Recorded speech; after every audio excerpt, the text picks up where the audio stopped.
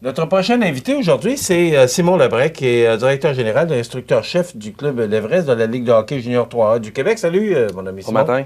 Simon, tu as été très actif. Si je me fie aux notes que j'ai, là, ça a bougé en fin de semaine. Oui. Oui. Qu'est-ce qui fait que ça a autant bougé? Là? Parce que, là, il y a eu des départs, on sait, parce que les jeunes, il y a un âge où on doit quitter le club. Là.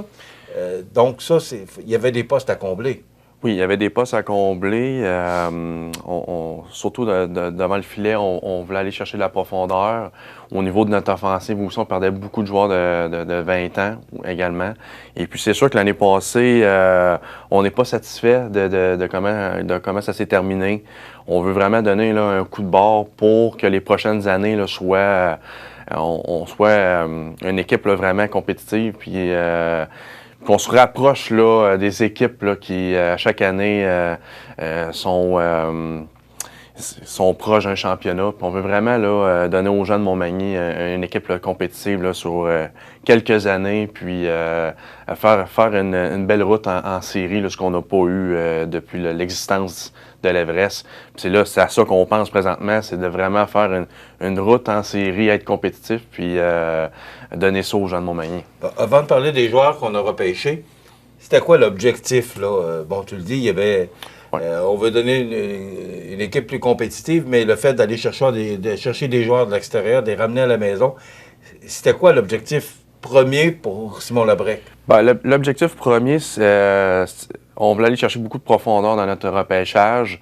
Alors, on a commencé là, à aller chercher 2 choix de deuxième ronde en début de repêchage. Ça nous donnait 2 choix de première ronde. Est-ce qu'on était avantagé par rapport au choix qu'on avait? Bien, avant cette transaction-là, on avait 2 choix de première ronde. Alors, on était quand même bien placés. On avait 2 choix de troisième. Puis on avait quand même une belle profondeur pour le reste du repêchage. Mais je voulais aller chercher 2 autres choix dans les 3 premières rondes pour avoir 6 choix dans les 3 premières rondes. Alors, j'ai réussi à faire ça. Par la suite, on avait un objectif d'aller chercher Julien Hébert, là, qui vient de Cap-Saint-Ignace ou de Montmagny, là, un joueur de la place qui a joué junior majeur depuis qu'il a 16-17 ans. Et puis, avec ces choix-là, j'ai réussi à faire une transaction et aller chercher Julien Hébert, là, ce qui a donné quand même un bon coup de barre pour notre équipe, là, parce que Julien, l'année prochaine, va avoir 20 ans, va avoir un gros impact dans notre équipe.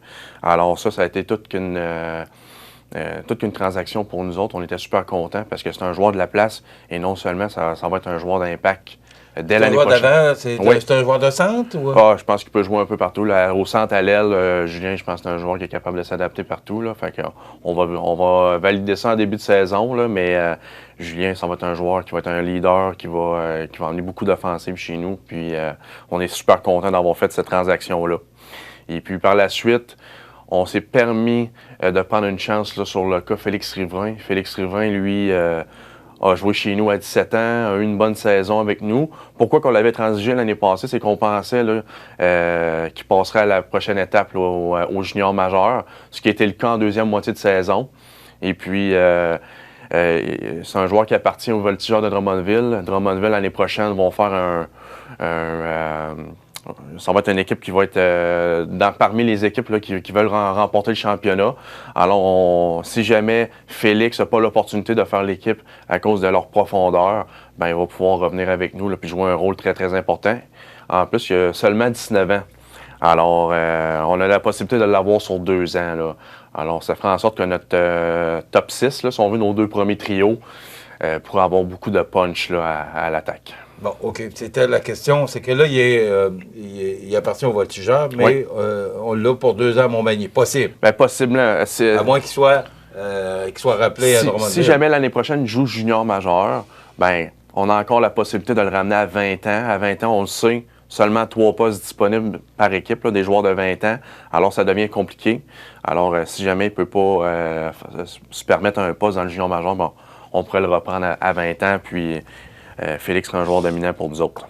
OK. Comme premier choix en 2023, l'Everest a repêché le gardien de but des Patriotes du Cégep Saint-Laurent, Alexandre Lausier. Oui. Qu'est-ce que ça signifie pour le club?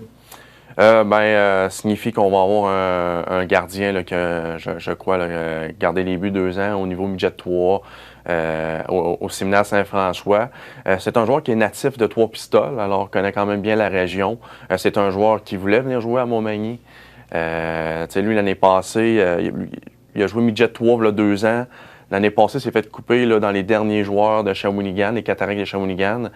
Puis, à la dernière minute, a été collégial avec les Patriotes de Saint-Laurent, mais il n'a pas joué beaucoup de matchs à cause qu'il est arrivé un petit peu en retard là, dans l'équipe. Fait que l'année prochaine, on va lui permettre là, de se battre pour un poste important chez nous. Là. Fait que, on est super content de l'avoir.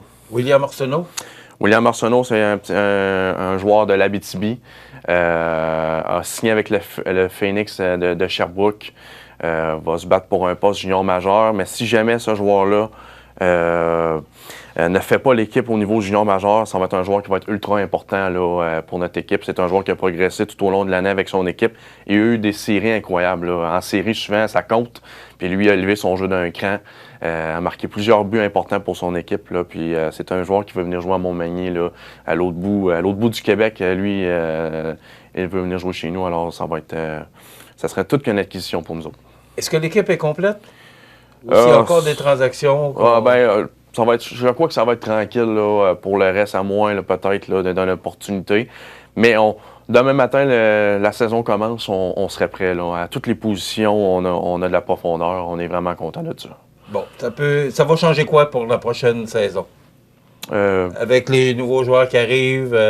Puis moi, je suis content de voir qu'il y a des gens de la place, des joueurs de Montmagny qui s'en viennent comme Julien Hébert. Là. Moi, je trouve que c'est une très belle acquisition. Bon, on a Julien Hébert, on a Hugo Tanguay également qui vient de Notre-Dame-du-Rosaire qu'on amène avec nous autres l'année prochaine.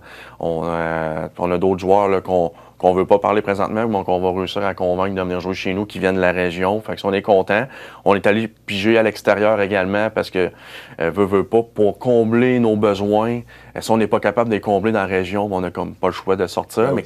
Mais qu'est-ce qui est le fun là-dedans, c'est qu'on a des joueurs de l'extérieur qui connaissent pas vraiment Montmagny, mais qui sont vraiment intéressés de venir jouer chez nous. Fait que on fait découvrir à certains joueurs la région. Puis des fois, ces joueurs-là peuvent faire un bout de parcours ici. Si jamais ils sont une petite blonde ou qu'on continue l'école ici, ben peut rester dans la région là, dans les prochaines années.